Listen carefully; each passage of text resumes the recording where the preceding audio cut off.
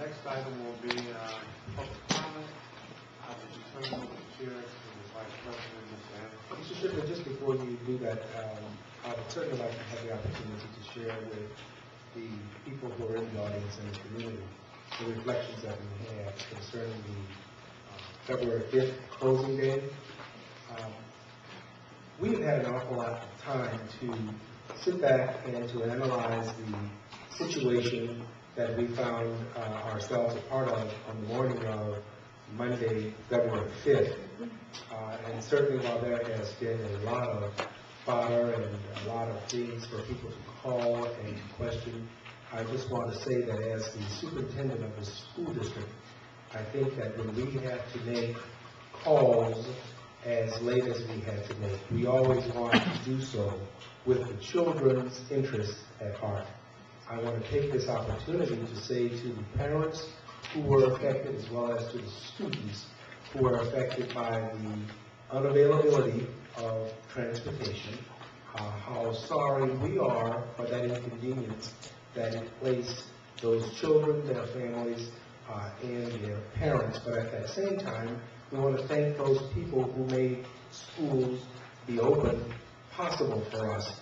And that's our district employees, including our teachers, our paras, our clericals, and central office administrators and the like. Our goal is never to close schools, because schools are viewed as a safe haven for many of our children. Parents are working parents, many of whom come from single-parent families, as well as those who are being reared by extended family members. So when the decision or when the call was made for us to call a school, we actually received that call too late to be able to feel good about a decision to deny children access to a safe haven where they could be provided supervision, breakfast, lunch, and someone there to supervise them throughout the day. We have, as a result of the unfortunate occurrence that took place, reviewed what policies and procedures we have in place. We have charged our leadership team with coming up with recommendations that can be utilized to formulate board policy, because it's absent of board policy to stipulate under what conditions parents as well as students can expect to be in school. And certainly when unsafe conditions exist, it is our goal to certainly keep children and their families out of harm's way. What happened on February 5th was unfortunate, but you have the assurance of this administration that we're cognizant of it, we're studying what happened, how it happened, and we are also putting things in place that will enable us to move forward from here. And those things include, but are not limited to, the policy formation governing school closures, posting that information as a part of our permanent website, updating software of our current system so that the most accurate information can be reflected at that time, as well as a mass parent notification system that can get out as many as 30,000 calls in 20 minutes. So we are, in fact, taking this incident as a learning incident, and we certainly hope that those people who have been impacted by this understand the anguish that we have undergone, and certainly while there are people who would want to take sides in this issue, we want to take the high road, because our children were in fact the ones who were the most impacted, second by their families. So I just want the record to show that, Mr. Shipley, members of the board. Thank you, Dr. I will be now turning the chair over to Ms. Anderson. As I call your name, please step up to the microphone, state your name and address. Persons are limited to 3 minutes. Melvin Wash.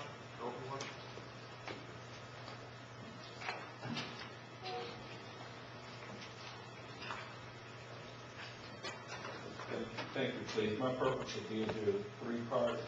Part 1, I want to talk about some of the pictures that were taken down in Waukegan High School. I'd like to report those pictures were taken down for the purpose of restoring those pictures. Some of those pictures were utterly destroyed, and they were deteriorating from the backside. What we have here for you to look at tonight, and then we'll please pass it around, is a before and after photo of the condition we found the photos in, and what we were trying to achieve, given up the car. Also, the Jerry Green focus on that is somewhat, it's reversed before and after. But this is what we try to achieve, and hopefully it's worthwhile. Also, the lady that did the restoration is also going to put all the pictures from the historical archive of Waukegan Wall on a disc. The disc to be placed one in the legal center and one in the athletic office.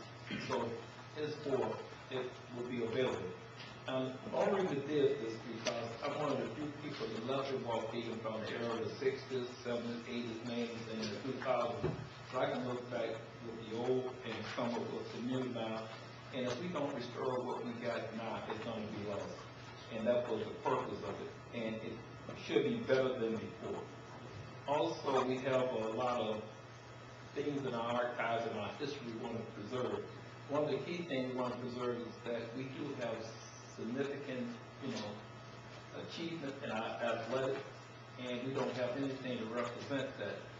At the wrestling session originally held on February 3rd, we have the archives up of all the wrestling success, starting with all the district championships, regional championship, sectional championship, and all placed in state.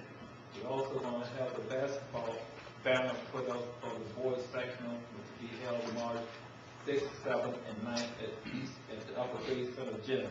It will kill all the district Waukegan High School.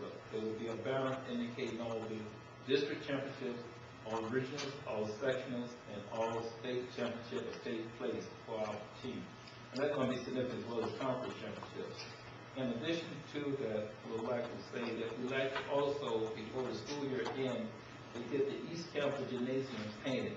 The east and west, the north and south wall, the upper tier, as far as along the basketball court, long way, painted gold, have the east part of the upper tier of the gym painted purple, the west part of the upper gym painted green, which will be on the west side. At that time, we'd like to have all 22 athletic program banners up to represent all the sports we have. In addition to that, we have 32 organizations and clubs at Waukegan High School.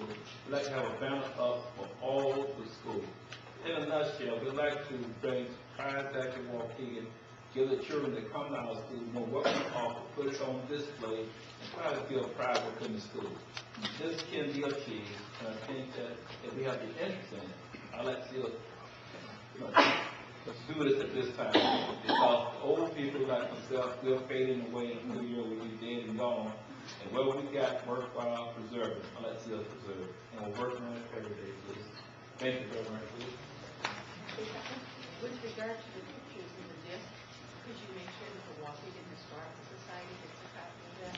Because there are people that go to the Historical Society and ask about information about things that happened in this town years ago.